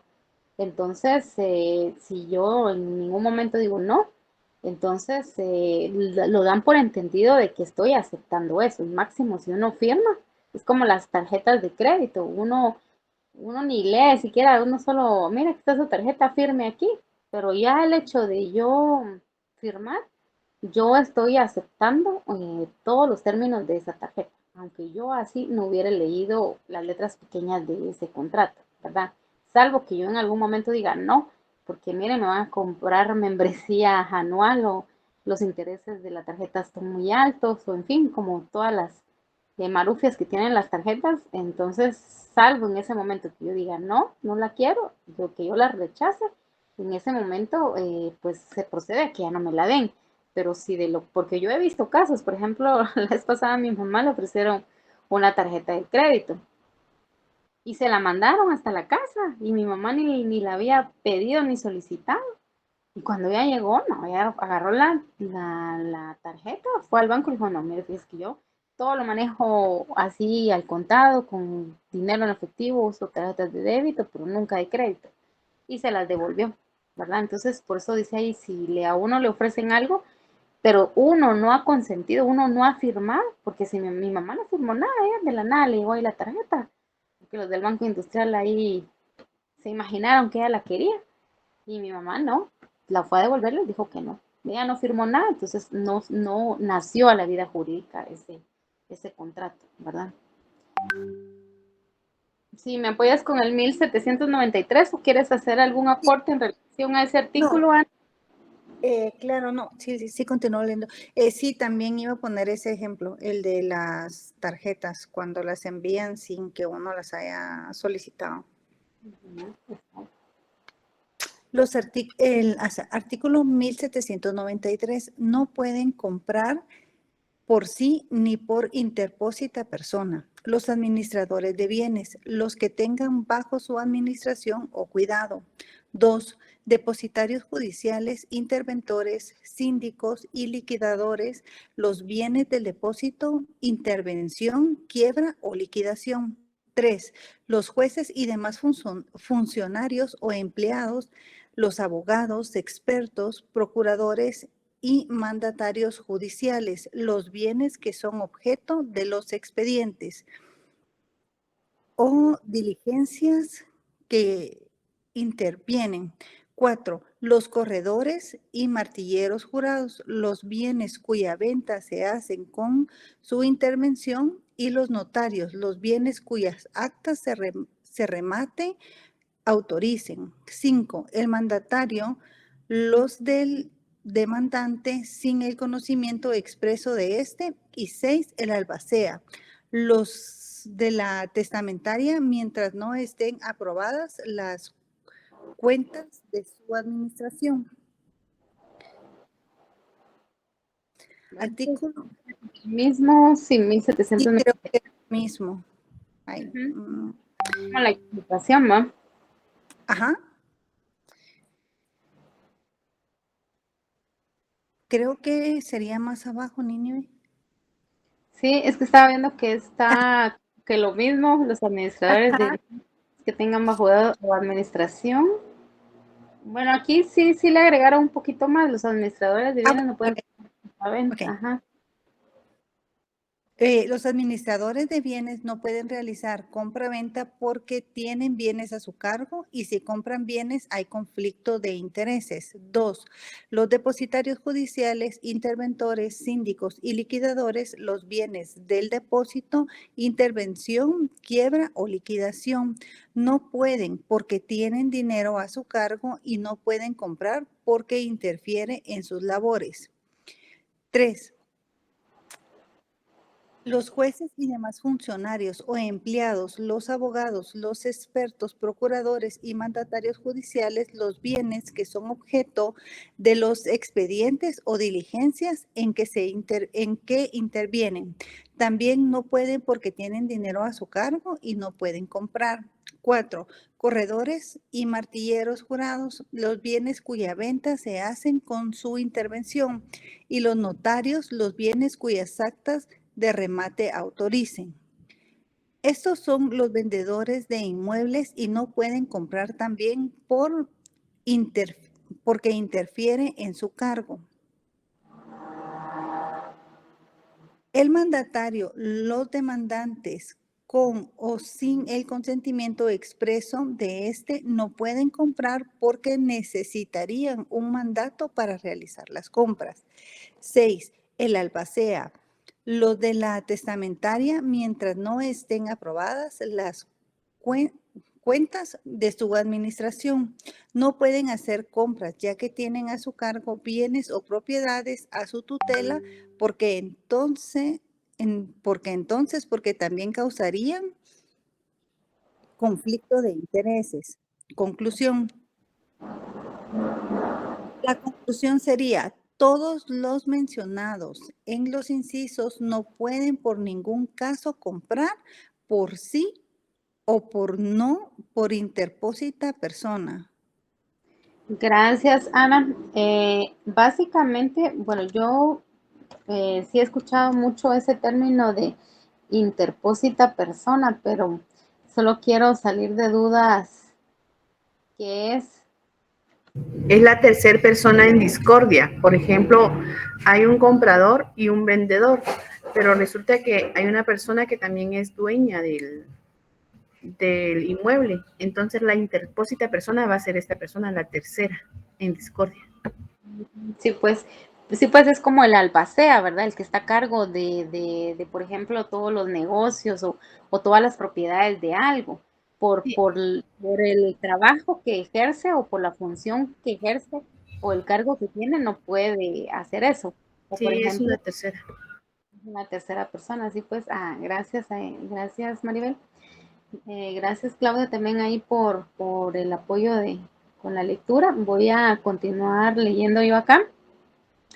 Entonces, interesante, ¿verdad? Porque miren aquí los que son albaceas, las personas corredores y martilleros jurados, los jueces y demás funcionarios o empleados, los abogados, todas estas personas que tienen cargos, los administradores, los depositarios judiciales, todas estas personas por el cargo que ocupan no pueden de alguna manera dedicarse a comprar bienes o inmuebles porque pues como quien dice se aprovechan de la oportunidad, es como las personas que van y me han contado casos, ¿verdad? Reales, que van y hipotecan una casa y viene un abogado y llega el abogado con la orden judicial y pues con la policía porque la gente ya no pagó y ya agotaron todas las vías, todas las instancias y lo único que queda es el desocupar el bien inmueble. Entonces dice, no, el abogado diría, ay, miren, solo queremos recuperar lo que perdimos y la casa vale 500,000 y la estamos vendiendo en 100,000. Pero él, por la función que está en ese momento ejerciendo, no puede decir, ay, sí, yo tengo los 100,000 y la compro, ¿verdad? Porque de alguna manera la ley lo ve como que hay conflicto de intereses, que se está aprovechando de la situación. Entonces, por eso en este artículo nos hace mención que todos ellos por el puesto en el que ocupan en este momento, por esa razón no pueden adquirir ciertos bienes. O por ejemplo, una empresa que sea una persona que sea un administrador de empresas y maneje mucha plata y que de la misma plata de la empresa compre cosas para él, no se puede, ¿verdad? Porque pudiera pensarse que es de dudosa procedencia, ¿verdad? Entonces, todo eso hay que tomarlo en cuenta. Ya en el artículo 256, cuando la ley no declare una forma específica para un negocio jurídico, los interesados pueden usar las que juzguen conveniente. Entonces acá está el desglose y explicación de las premisas. En la premisa 1 dice, la ley puede no especificar una forma para ciertos negocios jurídicos. No todos los acuerdos o contratos necesitan seguir una forma o formato específico para ser válidos. O sea, no siempre debe de haber un machote igual para todos. Cada abogado sí tendrán las mismas formalidades, pero el formato no necesariamente tiene que ser igual con las mismas letras y todo, ¿verdad? Pero pues la mayoría yo he visto que se pasan ahí los machotes y pues ahí usan casi que lo mismo, ¿verdad? Pero para hacerles, digamos así, un ejemplo más real, un contrato en un apartamento es diferente a un contrato de un arrendamiento de casa o entre las mismas casas las cláusulas son diferentes, ¿verdad? Por eso dice acá que no todos los acuerdos o contratos necesitan seguir una forma o formato específico para ser válidos, ¿verdad?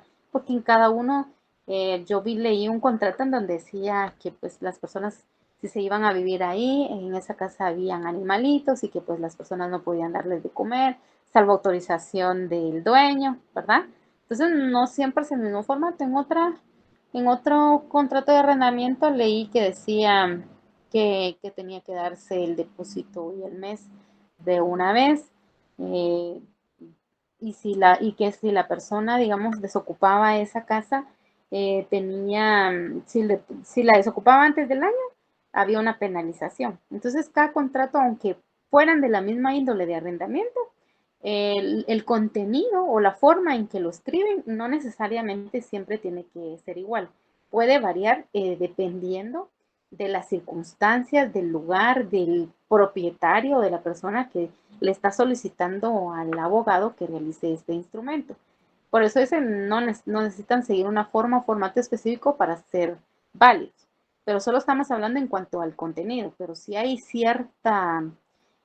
ciertas cosas que sí o sí deben de llevar los contratos, firma y sello del abogado, los timbres correspondientes, dependiendo del contrato que hagan, ¿verdad? Entonces, no hay que confundir el contenido con las formalidades que debe de llevar un contrato. O sea, hay formalidades que sí o sí todos tienen que seguirlas, pero el contenido o la forma, el contenido específico puede variar entre unos y otros según las necesidades del oferente y del demandante.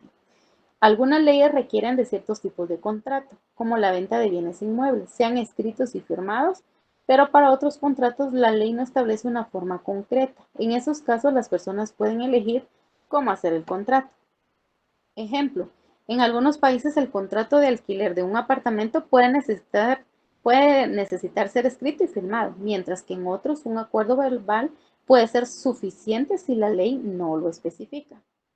Premisa 2. Los interesados tienen libertad para elegir la forma de negocio jurídico. Si la ley no dice cómo debe ser un contrato, las personas involucradas pueden decidir por sí mismas cómo hacerlo. Esto permite adaptar el contrato a sus necesidades y preferencias. Ejemplo, dos amigos quieren hacer un préstamo de dinero entre ellos. Si la ley no exige que el contrato sea escrito, pueden simplemente acordar el préstamo verbalmente. Sin embargo, para evitar problemas en el futuro, podrían decidir escribirlo para tener un registro claro del acuerdo. Premisa 3. La elección de la forma debe ser adecuada para asegurar la validez y eficacia del negocio jurídico. Aunque no haya una forma obligatoria, el formato que elija las partes debe ser lo suficientemente claro y sólido para que el contrato sea válido y se pueda cumplir. La forma elegida debe de garantizar que el acuerdo sea entendible y que pueda ser demostrado si hay una disputa. Si hay una pelea, pues entonces muestra aquí el contrato.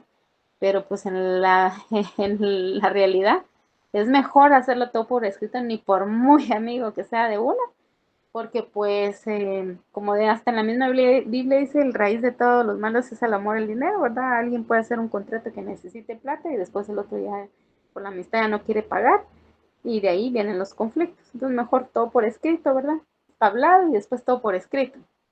Ejemplo, si un profesional y un cliente acuerdan un contrato para servicios, podría ser mejor hacerlo por escrito en lugar de verbalmente. Esto facilita que ambos puedan comprobar lo que acordaron si surge algún desacuerdo sobre los términos del servicio. Premisa 4. La falta de forma específica en la ley otorga flexibilidad a los interesados. O sea, si hay algo que la ley no lo regule, que no lo haya tomado en cuenta en nuestras leyes, entonces puede haber flexibilidad para los interesados. Por ejemplo, sigamos con los contratos de arrendamiento. En ninguna parte de la ley dice que les tienen que dar 5 días para que paguen. O sea, a uno le dicen el 15 o fin de mes. Pero regularmente la mayoría hacen contratos de, bueno, el 15, tiene del 15 al 20 para pagar, le dicen a uno en el contrato. Pero realmente no hay nada en ley que diga eso. Por eso es que puede haber cierta flexibilidad entre los interesados si en la ley no especifica exactamente cómo se debe de hacer. Cuando la ley no exige una forma específica, las personas pueden adaptar el contrato a sus circunstancias particulares. Esto les permite ser más flexibles y ajustar el contrato a lo que necesiten en lugar de seguir un formato rígido. Ejemplo, en un acuerdo entre socios para un proyecto a corto plazo, si la ley no exige un formato específico, los socios pueden decidir usar un contrato simple o incluso un acuerdo digital. Esta flexibilidad ayuda a que el acuerdo se ajuste mejor a la naturaleza del proyecto y a las necesidades de los socios. En conclusión, en el artículo 1256 dice, cuando la ley no exige una forma específica para un contrato o acuerdo, las personas involucradas pueden decidir cómo hacerlo. Pueden usar la forma que les parezca más conveniente siempre y cuando esa forma permita que el acuerdo sea claro y válido. Esto ofrece flexibilidad para adaptarse a las circunstancias y necesidades de las partes. En el artículo 1125 dice o establece claramente qué tipos de documentos y actos deben ser escritos en el registro de la propiedad y otros registros similares para garantizar la seguridad jurídica y la transparencia en las transacciones y derechos sobre bienes inmuebles y otros bienes significativos. También establece que los títulos que acreditan el dominio de inmuebles, así como los actos que transmiten, constituyen, modifican o extinguen derechos reales sobre estos inmuebles. Deben ser escritos en el registro de la propiedad. Premisa 1. Para garantizar la seguridad, la transparencia y la protección de los derechos sobre bienes inmuebles, es necesario que los actos y documentos relevantes sean inscritos en el registro de la propiedad, como en el caso de la compra de un terreno, de una casa. Eso sí o sí, se tienen que registrar en el registro de la propiedad.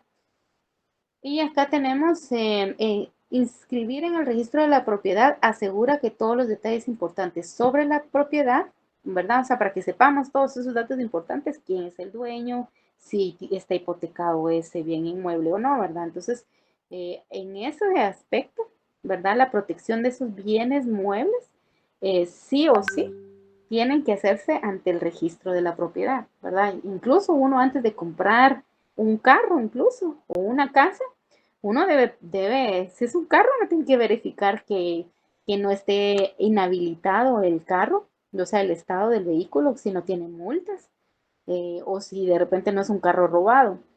Y eso es de acceso público.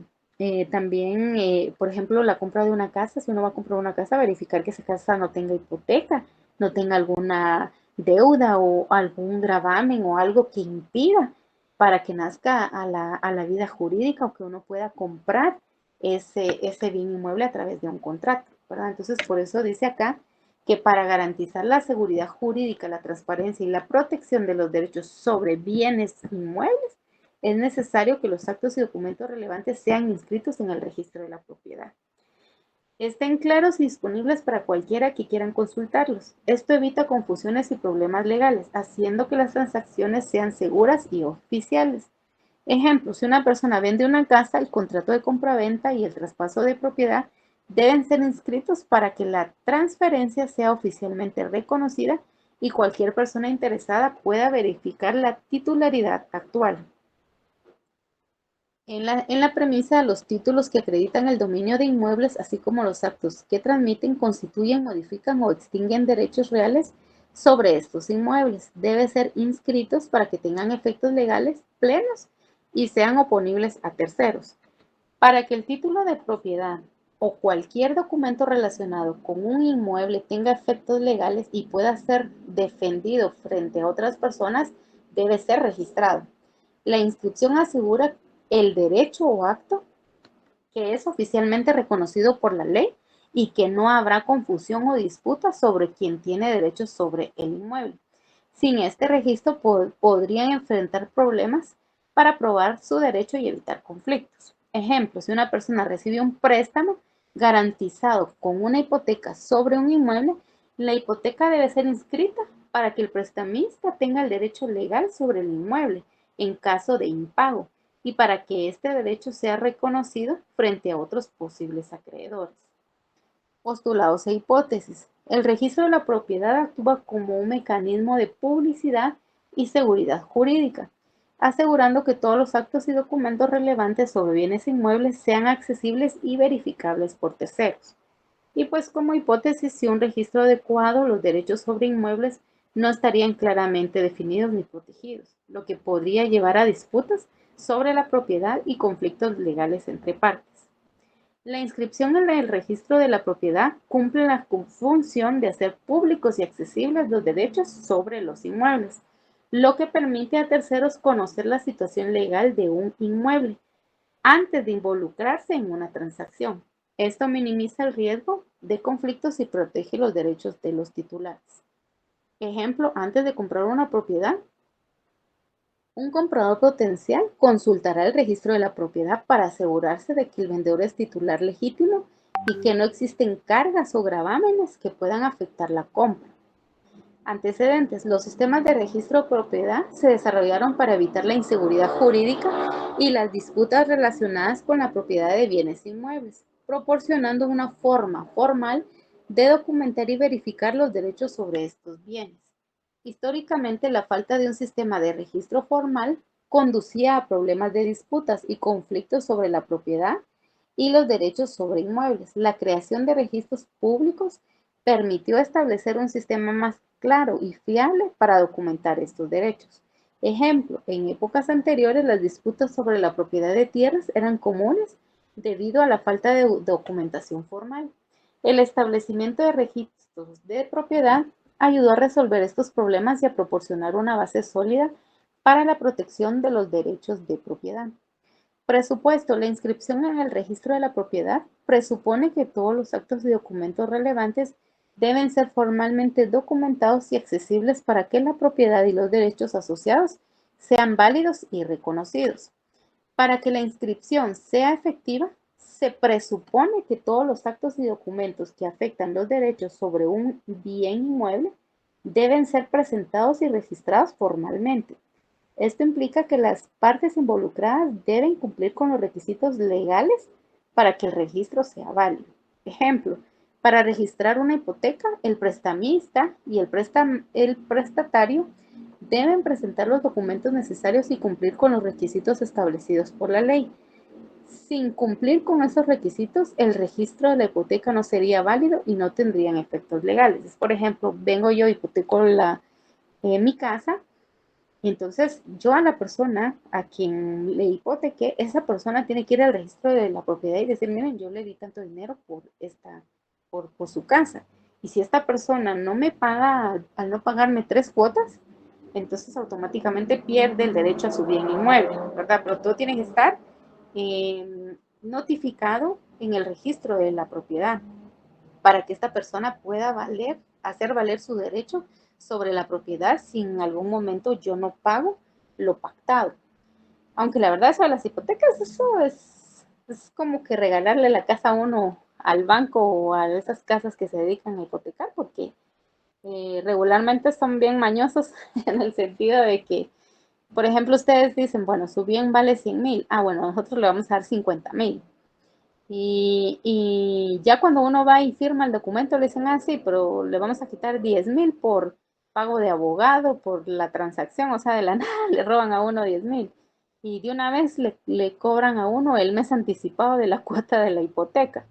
O sea, la verdad para mí, como consejo personal, eso de las hipotecas, no, la verdad no conviene para nada. Yo conocí el caso, o me contaron el caso de una doñita que ya estaba grande y todos sus hijos grandes, y fueron a desalojar a la doñita porque los hijos grandes hipotecaron la casa. Y como ya no pagaron las cuotas de la hipoteca, por la vía jurídica agotaron todos los recursos hasta que fueron a desalojar a la señora de, no sé, 80 y pico años de edad, ya estaba grandecita, de su casa, porque los hijos habían hipotecado y ya no habían pagado. Entonces, eso de las hipotecas, sí, la verdad, no se los recomiendo, pero ni en sus peores crisis económicas.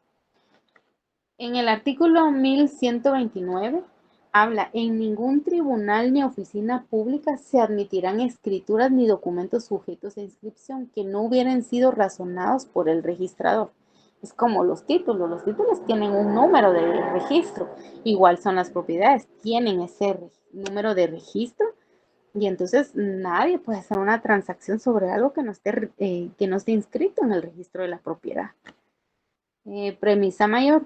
Los documentos o escrituras sujetas a inscripción deben cumplir con ciertos requisitos legales para ser considerados válidos en procedimientos judiciales y trámites oficiales.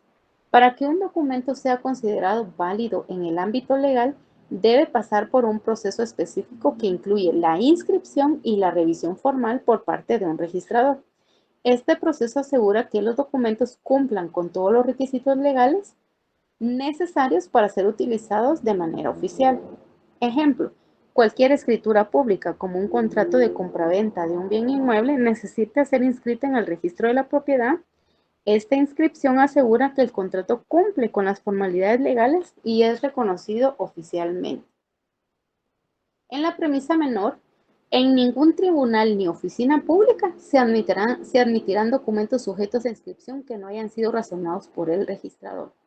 Esta premisa establece que para que un documento sea admitido en tribunales y en oficinas públicas, debe haber pasado por el proceso de razonamiento y verificación del registrador. Esto significa que el registrador debe revisar y validar el documento para asegurar que cumple con los requisitos legales antes de su admisión oficial.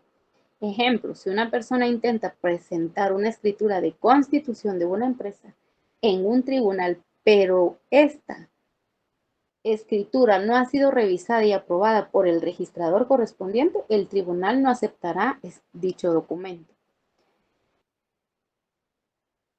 También acá tenemos existencia de escrituras o documentos sujetos a inscripción. Ejemplo, un contrato de compraventa de bienes inmuebles debe inscribirse en el registro de propiedad para que tenga efectos frente a terceros. Hipótesis, algunos documentos necesitan ser inscritos en un registro para tener efectos legales. Esto es especialmente importante para actos que afecten derechos reales, con la propiedad de inmuebles, casas, terrenos o vehículos. Explicación en términos simples. Cuando haces algo que tiene implicaciones legales importantes, como comprar una casa o registrar un vehículo a tu nombre, es necesario inscribir estos actos en un registro oficial.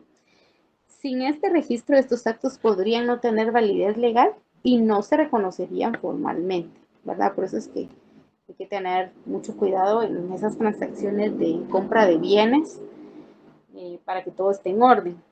Requisito de razón por el registrador. Ejemplo, si un notario presenta una escritura de constitución de una sociedad, el registrador debe revisar que el documento cumpla con todos los requisitos legales, como la firma de todos los socios y la inclusión de los datos correctos de la empresa antes de proceder con su inscripción.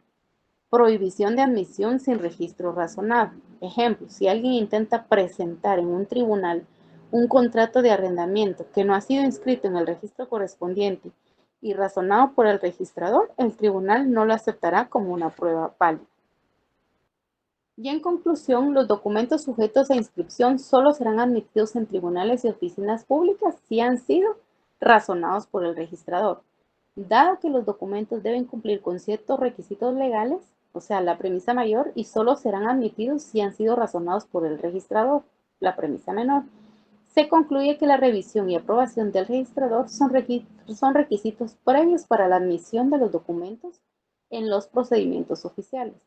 Por lo tanto, tenemos un último ejemplo. Para que un contrato de arrendamiento sea considerado en un juicio, debe ser previamente inscrito y razonado por el registrador. Si no han pasado por este proceso, el contrato no será admitido en el tribunal. Si el contrato de arrendamiento no ha pasado por este proceso de inscripción y revisión, el tribunal no lo aceptará como una prueba válida. Es decir, la revisión del registrador es un paso esencial para que el documento sea válido y pueda ser usado oficialmente. En el artículo 1518 nos dice que los contratos se perfeccionan por el simple consentimiento de las partes, excepto cuando la ley establece determinada formalidad de requisito esencial para su validez.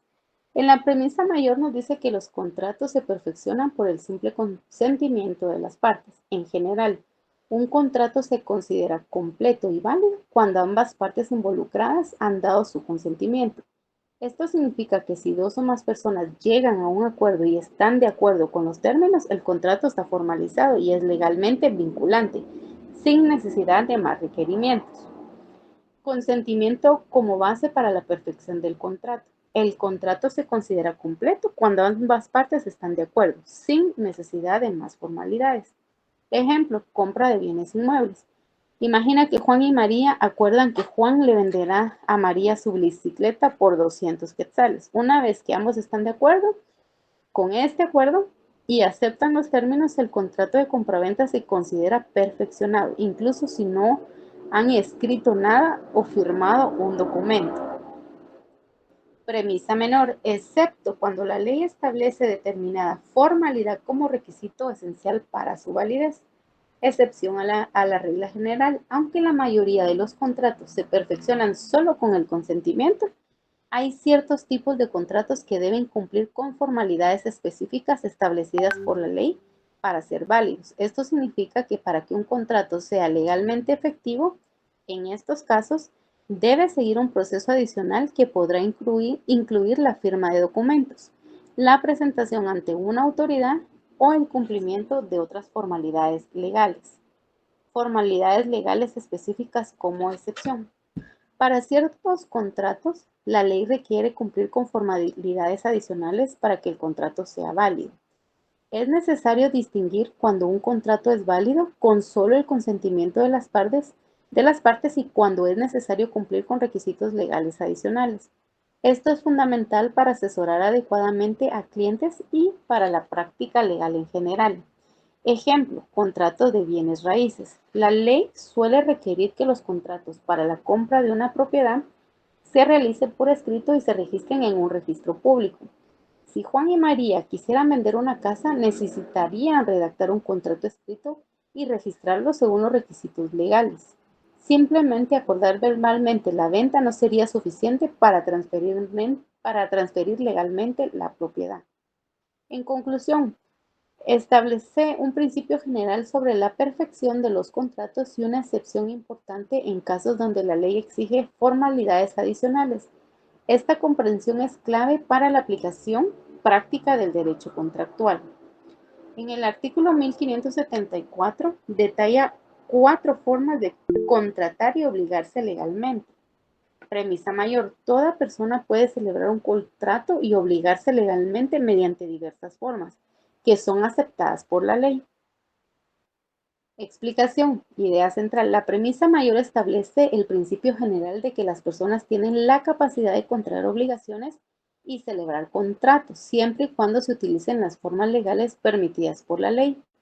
Contexto jurídico. Este principio se basa en la libertad contractual, que es un pilar del derecho civil. La ley permite que los individuos se obliguen legalmente a través de varias formas, cada una con sus propias características y requisitos. Antecedentes. Históricamente, el derecho contractual ha evolucionado para adaptarse a las necesidades sociales y económicas. La flexibilidad en la forma de los contratos responde a la necesidad de facilitar y regular las relaciones comerciales y personales. Premisas. Las formas específicas en las que una persona puede celebrar un contrato y obligarse son por escritura pública, por documento privado o acta levantada ante el alcalde, por correspondencia y verbalmente. Explicación. Premisa menor. Enumera las formas específicas en las que se pueden formalizar un contrato según lo establecido en el artículo 1574. El desglose de cada forma. Por ejemplo, si se hace con escritura pública, en la compraventa de una casa, ¿verdad? Un contrato formalizado con la intervención de un notario proporcionando alta seguridad y formalidad. Documento privado o acta del alcalde. Contratos menos formales que pueden ser elaborados sin notario, pero aún válidos si se registran ante el alcalde en caso necesario. Correspondencia. Contratos realizados a través de cartas o correos electrónicos facilitando acuerdos a distancia. Verbalmente. Contratos hechos mediante acuerdo verbal. Menos formal y más fácil de probar en caso de conflicto. Por ejemplo, verbalmente la compra de una bicicleta. Mira, te vendo mi bicicleta, está bueno. ¿Cuánto querés? 200. Ah, aquí están los 200. Ese es un contrato verbal. Uno al hacer una compraventa es un contrato, ¿verdad? Es lo que se hace de forma verbal porque la dimensión del contrato no amerita que se usen ciertas formalidades. Ah, pero si compro una casa sí tiene que estar registrada en el registro de la propiedad para ver si no tiene algún gravamen, para ver si se puede comprar, si no tiene algo que no le permita comprarlo. En un documento privado, por ejemplo, cuando una persona dice, mira, te voy a vender el carro por pagos. Entonces, bueno, uno verifica que el estado del carro esté bien ante la ley, pero pues puede ser un documento privado, decir, mira, hasta que termines de pagar dentro de un año el carro, entonces hasta en ese momento celebramos la compraventa. Mientras tanto, solo se hace un documento privado. Y por correspondencia pudiera ser que una persona dice, bueno, yo le voy a trabajar a usted como asistente ejecutivo, pero le voy a llevar su base de datos, su cartera de clientes y todo desde casa, ¿verdad? Entonces viene la persona y le dice, bueno, a través de un correo, una correspondencia, sí, me parece, estoy de acuerdo con la prestación de sus servicios y pues le voy a pagar tanto porque usted me asista en todo lo electrónico y en ser mi asistente ejecutivo virtual, ¿verdad? Entonces no se necesita tanta formalidad. O sea, lo que entiendo yo es que según el negocio jurídico que se hace, el contrato que se vaya a hacer con una tercera persona, dependiendo qué tan importante sea ese negocio, así es como lo podemos hacer, ya sea verbalmente, por correspondencia, por un documento privado o acta del alcalde o por medio de una escritura pública, que esto sería como lo más formal dentro de las formas en que podemos realizar un razonamiento adicional. Presupuesto. Se asume que las partes involucradas tienen capacidad legal, o sea, que todos tienen 18 años de edad y que no tienen ningún impedimento para para realizar el contrato. No tienen capacidad legal para contratar y que el contrato cumple con los requisitos legales básicos de cada forma. Además, se presupone que las partes conocen las formas válidas para sus acuerdos y eligen la adecuada según el contexto y la importancia del contrato. Hipótesis implícita. La ley proporciona estas formas para adaptarse a diferentes situaciones y necesidades, permitiendo flexibilidad en la celebración de contratos y asegurando que haya mecanismos para formalizar acuerdos en distintas circunstancias. Resumen de las premisas. Estas premisas juntas muestran que el artículo 1574 ofrece un marco flexible para la celebración de contratos, adaptado a diferentes necesidades y contextos, garantizando que todas las formas válidas tengan un fundamento legal. Artículo 1575. El contrato cuyo valor exceda de 300 quetzales debe constar por escrito. Si el contrato fuera mercantil, puede hacerse verbalmente si no pasa de 1000 quetzales. Entonces, miren, interesante este artículo. Como en el ejemplo de la bicicleta, vale 200, te la vendo en 200, te la compro. Solo verbalmente podemos hacer el contrato. Pero si excede 300 quetzales, sí debe hacerse por escrito. Una, dos. Y si es un contrato, si el contrato fuera mercantil, si pasa de los 1000 quetzales, también tengo que hacer por escrito ese contrato. Premisa 1. El contrato cuyo valor exceda de 300 quetzales debe constar por escrito. Esta premisa establece un requisito general para la formalización de contratos. En el caso de contratos cuyo valor supera los 300 quetzales, la ley exige que estos contratos se formalicen por escrito. Razón. La exigencia de por escrito busca proporcionar una evidencia clara y verificable del acuerdo entre las partes. Esto ayuda a evitar disputas y malentendidos, ya que en un contrato escrito sirve como prueba de los términos acordados en caso de conflicto. Aplicación. Este requisito se aplica a cualquier tipo de contrato, no se limita a contratos mercantiles o civiles, siempre y cuando el valor del contrato sea superior a 300 quetzales. Bueno, aquí la única